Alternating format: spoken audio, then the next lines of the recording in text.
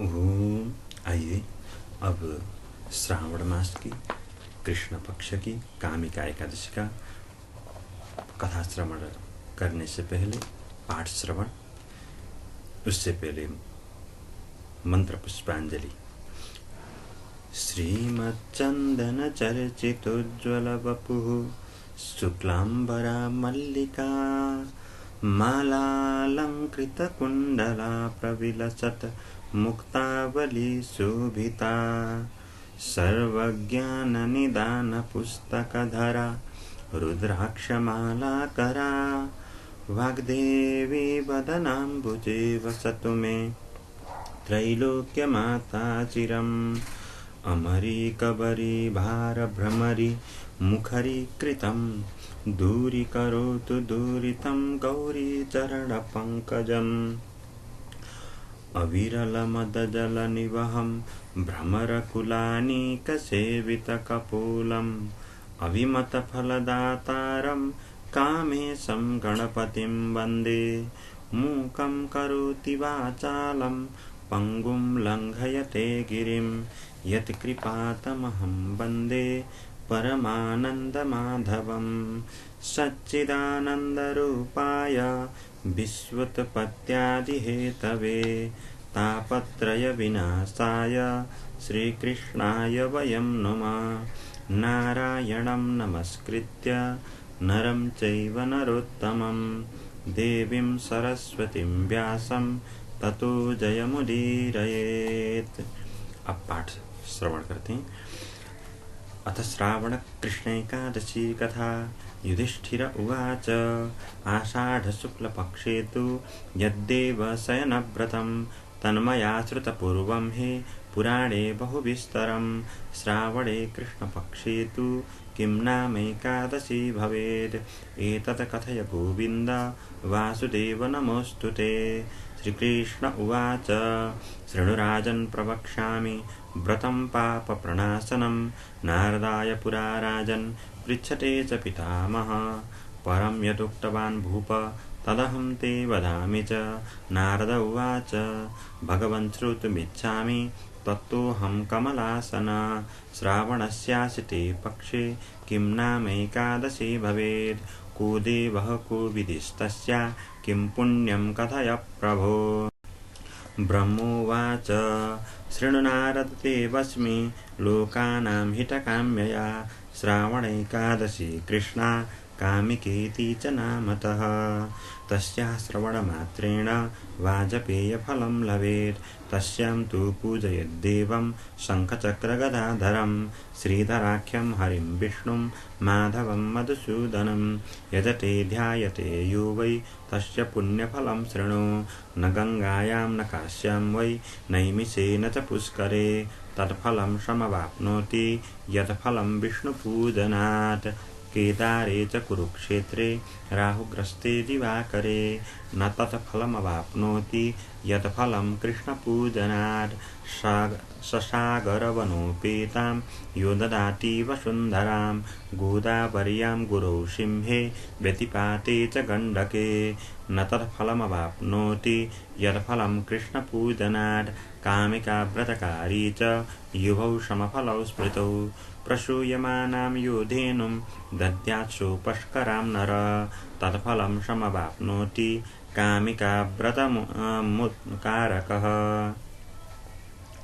श्रावणे श्रीधरं देवं पूजयेद्यो नरोत्तमः तेनैव पूजिता देवा गन्धर्वोरगपन्नगा तस्मात् सर्वप्रयत्नेन कामिका दिवसे हरिः पूजनीयो यथाशक्ति मनुष्यै पापभीरुभिः संसारार्णवमग्नाये पापपङ्कसमाकुलः तेषामुद्धरणार्थाय कामिका व्रतमुत्तमं नातः परतरा काचित् पवित्रा पापहारिणी एवं नारद जानीहि स्वयमाह पुरा हरिः अध्यात्मविद्यानिरतैर्यत्फलं प्राप्यते नरै ततो बहुतरं विद्धि कामिका व्रतसेवनात् रात्रौ जागरणं कुर्यात् कामिका व्रतकृन्नरः न पश्यति यमं रौद्रं नैव पश्यति दुर्गतिं न पश्यति कुयोनिं च कामिका व्रतसेवनात् कामिकाया व्रतेनैव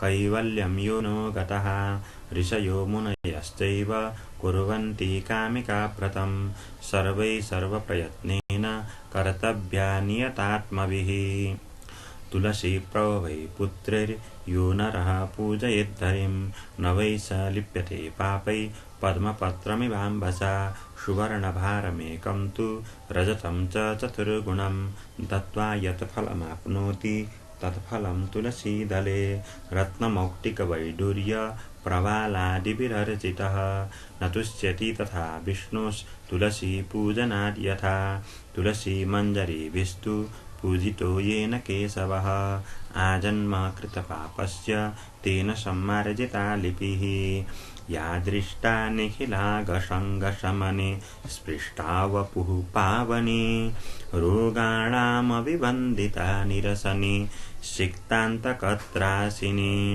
प्रत्यासन्नविदायिनी भगवतः कृष्णस्य सारोपिता न्यस्ता तच्चरणे विमुक्तिफलदा तस्यै तुलस्यै नमः दीपं ददाति यो मर्त्यो दिवा रात्रौ हरिर्दिने तस्य पुण्यस्य संख्यातुं चित्रगुप्तोऽपि वेत्ति न कृष्णाग्रे दीपिको यस्तु ज्वलेदेकादशी दिने पितरस्तस्य तृप्यन्ति अमृतेन दिवि स्थितः घृतेन दीपं प्रज्वाल्य तिलतैलेन वा पुनः प्रयाति सूर्यलोकेशौ दीपकोटिशतैर्वृतः अयं तवाग्रे कथितः कामिका महिमा मया अतो नरे प्रकर्तव्या सर्वपातकहारिणी ब्रह्महत्यापहरणी भ्रूणहत्या विनाशिनी त्रिदिवस्थानदात्री च महापुण्यफलप्रदा श्रुतं माहात्म्यमेतस्या नरैः श्रद्धासमन्वितैः विष्णुलोकमवाप्नोति सर्वपापै प्रमुच्यते श्रुतं माहात्म्यमेतस्या नरैः श्रद्धासमन्वितैः विष्णुलोकमवाप्नोति सर्वपापै प्रमुच्यते स्वस्ति श्रीभविष्योत्तरपुराणे श्रीकृष्णार्जुनसंवादे श्रावणकृष्णैकादशी कामिकामाहात्म्यं श्रीकृष्णार्पणमस्तु। कृष्णाय वासुदेवाय हरये परमात्मने प्रणतक्लेशनाशाय गोविंदाय नमो। आइए अब पुष्पांजलि अंत्य में उपनयतु मंगलम वह सकल जगन मंगलालय श्रीमान दिनकर किरण निबोधित नवनलिन दल निभेक्षण कृष्ण तत्रैव गंगा यमुना च तत्र गोदावरी सिंधु सरस्वती च सर्वाणि तीर्थानि वसन्ति तत्र यत्राच्युतोदार कथा प्रसंग काले वर्षतु पर्जन्या पृथिवी सस्यशालिनी देशोऽयं क्षोभरहितो ब्राह्मणाः सन्तु निर्भया अपुत्रा पुत्रिणः सन्तु पुत्रिणः सन्तु पौत्रिणः निर्धनाः सधनाः सन्तु जीवन्तु शरदां शतं यं ब्रह्मा वरुणेन्द्र रुद्रमरुतः स्तुन्वन्ति दिव्यैस्तवैर्वेदैः साङ्गपदक्रमोपनिषदैर्गायन्ति यं सामगाः ध्यानावस्थित तद्गतेन मनसा पश्यन्ति यं योगिनो यस्यान्तं न विदुःसुरासुरगणा देवाय तस्मै नमः अतसी कुसुमोपमेयकान्तिर्यमुनाकूलकदम्बमूलवर्ती नवगोपवधूविलासशाली वनमालिपितनोतु मङ्गलं नः। ओम तत्सत् श्री कृष्णार्पणमस्तु। आइए अब श्रावण मास के कृष्ण पक्ष की कामिका एकादशी का महात्म्य का। सबसे पहले हर दिन जैसे दशमी के दिन रात्रि के समय में सायंकाल का जो भोजन है वह भोजन अन्न यानी कि दाल चावल आदि का त्याग करके सूर्यास्त से पहले ग्रहण करें। उसके बाद रात के समय में फल आदि और दुग्ध आदि का पान करें और एकादशी के दिन सुबह दंत धावन करके दांत साफ करके और स्नान करके और उस दिन उपवास रखें। संभव हो उपवास रखें, अगर संभव ना हो तो फलाहार करके उपवास रखें। जरूर एकादशी का उपवास रखें। फिर एकादशी के दिन उपवास करने के उपरांत द्वादशी के दिन सुबह सूर्यास्त के पश्चात ही कुछ ग्रहण करें। सूर्यास्त के बाद हर वक्त में पारायण अच्छी मानी गई है, इसलिए द्वादशी के दिन ऐसा करें। आइए अब एकादशी का महात्म्य श्रवण करते हैं। युधिष्ठिर महाराज ने भगवान श्री कृष्ण से पूछा कि हे कृष्ण, हे वासुदेव, हे देवकी नंदन, मैं आपको बारंबार नमस्कार करता हूँ। श्रावण मास के कृष्ण पक्ष में कौन सी एकादशी होती है, उसका वर्णन कृपा करके मुझ पर कीजिए। भगवान श्री कृष्ण ने कहा, हे राजन, सुनो, मैं तुम्हें एक पापनाशक कथा आख्यान सुनाता हूँ, जिसे पूर्व काल में ब्रह्मा जी ने अपने मानस पुत्र नारद जी को श्रवण कराया था। नारद जी ने पूछा कि हे भगवान, हे कमल ही आसन वाले ब्रह्मा जी, मैं आपसे यह सुनना चाहता हूँ कि श्रावण के कृष्ण पक्ष में जो एकादशी होती है उसका क्या नाम है, उसके कौन से देवता है तथा उससे कौन सा पुण्य प्राप्त होता है। वह एकादशी का व्रत करने पर, उपवास रहने पर क्या पुण्य प्राप्त होता है, वो मुझे यह सब सविस्तार कहिए, बताइए। ऐसा पूछने पर ब्रह्मा जी ने कहा कि हे नारद, सुनो, मैं संपूर्ण लोगों की हित की इच्छा से तुम्हारे प्रश्न का उत्तर दे रहा हूँ। श्रावण मास में जो कृष्ण पक्ष की एकादशी होती है उसका नाम कामिका है। उसके स्मरण मात्र से वाजपेय यज्ञ का फल मिलता है। उस दिन श्री हरि, भगवान, माधव, मधुसूदन आदि नामों से भगवान की, श्री हरि की पूजन करना चाहिए। भगवान श्री कृष्ण के पूजन से जो फल मिलता है वह फल गंगा स्नान से, काशी जाने से, नैमिषारण्य तथा पुष्कर क्षेत्र में भ्रमण करने से, तीर्थाटन करने से भी संभव नहीं है। सिंह राशि के बृहस्पति होने पर और व्यतिपात और दंड योग में गोदावरी स्नान से जिस फल की प्राप्ति होती है वही फल भगवान श्री कृष्ण के पूजन से प्राप्त होती है, और वही फल गंडकी में स्नान करने से जो फल प्राप्त होता है वही फल भगवान श्री कृष्ण के पूजन से प्राप्त होता है। जो समुद्र और वन सहित समुची पृथ्वी का दान करता है तथा जो कामिका एकादशी का व्रत करता है वो दोनों समान फल के भागी बनते हैं। वे दोनों,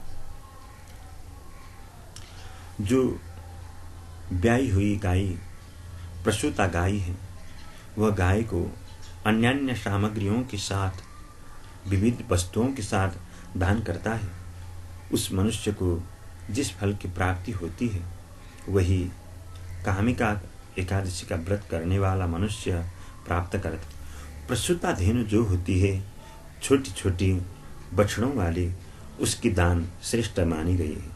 अगर गाय दान न कर सकने पर एकादशी का व्रत करें तो केवल एकादशी के व्रत से ही वह फल प्राप्त हो जाती है। जो मनुष्य श्रावण मास में भगवान श्री हरि का पूजन करता है उसके द्वारा गंधर्वों और नागों सहित संपूर्ण देवताओं की पूजा स्वतः हो जाती है। अतः पाप से डरने वाले मनुष्यों को यथाशक्ति पूरा प्रयत्न करके कामिका एकादशी के दिन श्री हरि भगवान का पूजन करना चाहिए। जो पाप रूपी कीचड़ है उससे भरे हुए यह संसार समुद्र में डूब रहे हैं, अगर वैसे मनुष्य अपना उद्धार करने के लिए कामिका एकादशी का व्रत करते हैं तो वह व्रत संपूर्ण व्रतों में उत्तम है।